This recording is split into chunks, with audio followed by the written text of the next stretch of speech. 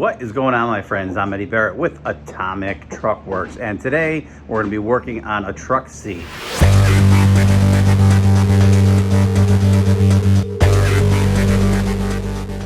Now, this just isn't any truck seat.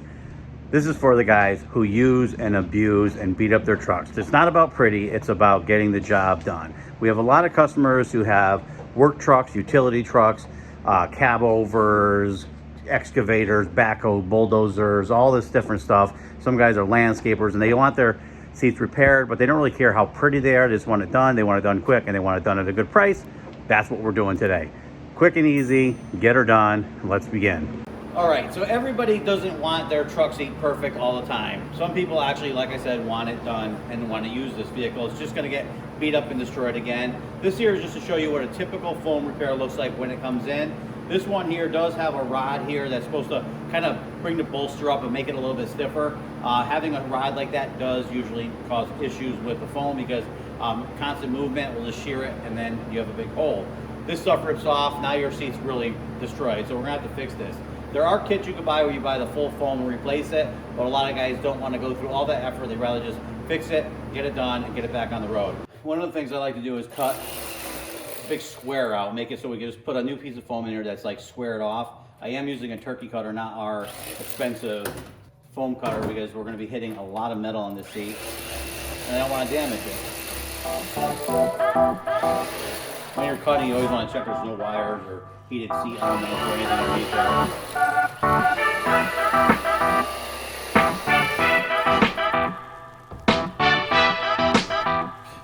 Now you can see, completely cut out, and we're going to put our new foam in there. Okay, so I'm using 1-inch foam here. I'm going to layer it just because it has this bar in here. So I cut it a little bit bigger, maybe like a 1/8 inch bigger on both sides. So when I put it in, there'll be pressure pushing on it. And then you're going to glue it. You glue with the contact adhesive, you glue all the sides that are touching the foam. And then we're going to put it in here. We're going to give it a little bit of pressure. Try not to push it on the back side. Make sure it's stuck to everything. This front stuck. Okay. I'm not going to cut this top off of it until after we get it all together.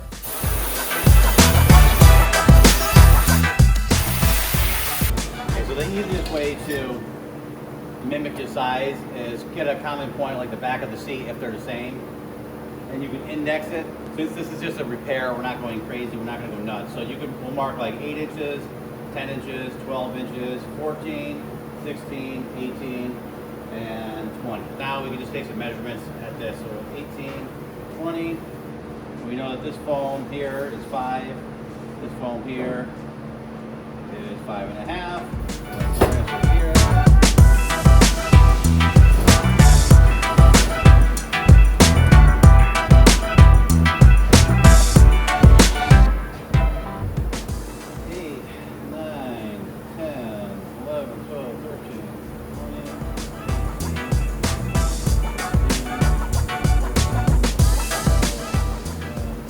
Rough shape marked out. I'm just going to trim it this way first.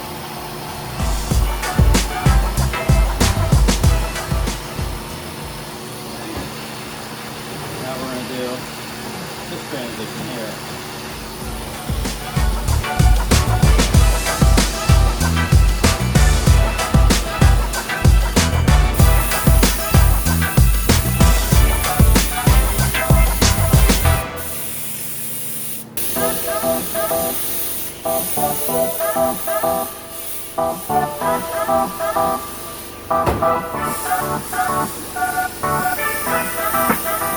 Okay, so now with it ground down, I like to go through, you can take a profile gauge and you could actually mimic the shape to make sure it's the same.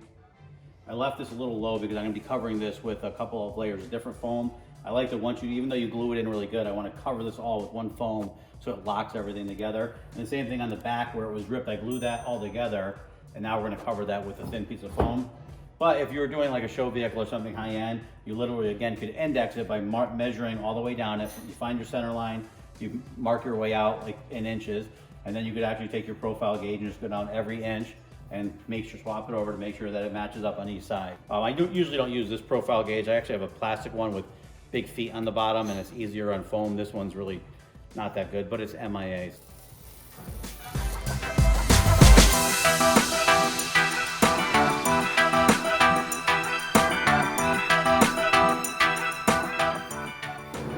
One thing I like to do when you're foaming these is always stop your foam at an existing seam line. You see here how the seat has a seam that comes down here, so we're going to just do that. Now, this is a lot beefier than it was. Obviously, we fixed the foam, we locked it all together. This is all glued in here. Now we get to go finish the seat cover off. Grace already went through and patterned this for me, cut everything out, put some V's in there, put the soap foam on it, and then stitched around it. So we're good to go. We're just going to stitch it together so we can look like a hero because we have to do all the hard work.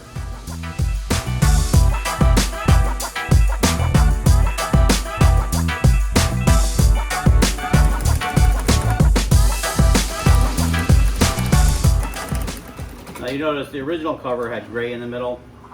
A lot of the fabrics are really difficult to come by on some of the vehicles that are like 5 years older. So customers a lot of times will be like, use whatever you have, get it done. They want it back on the road. They don't care. So this one's gonna be all black cloth.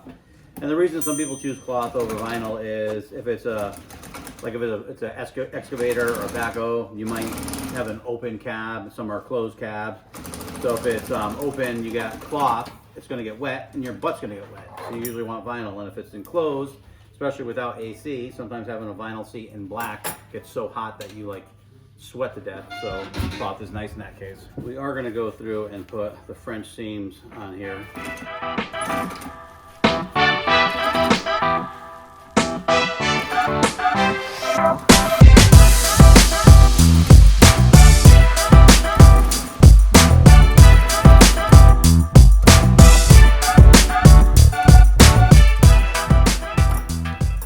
Okay, so now the seat cover is all sewn up and we are going to put it back together and see if it fits.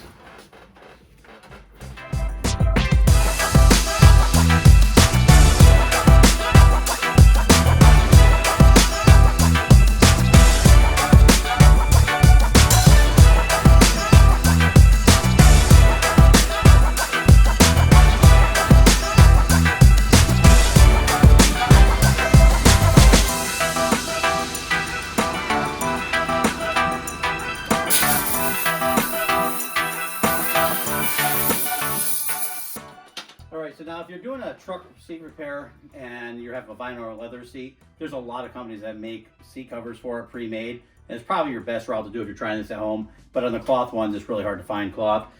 So in instances like this is what you end up with. So we have a truck seat that's covered in cloth for, I think it's a Chevy 3500, I believe. It was a bigger truck that they use for snow plowing stuff.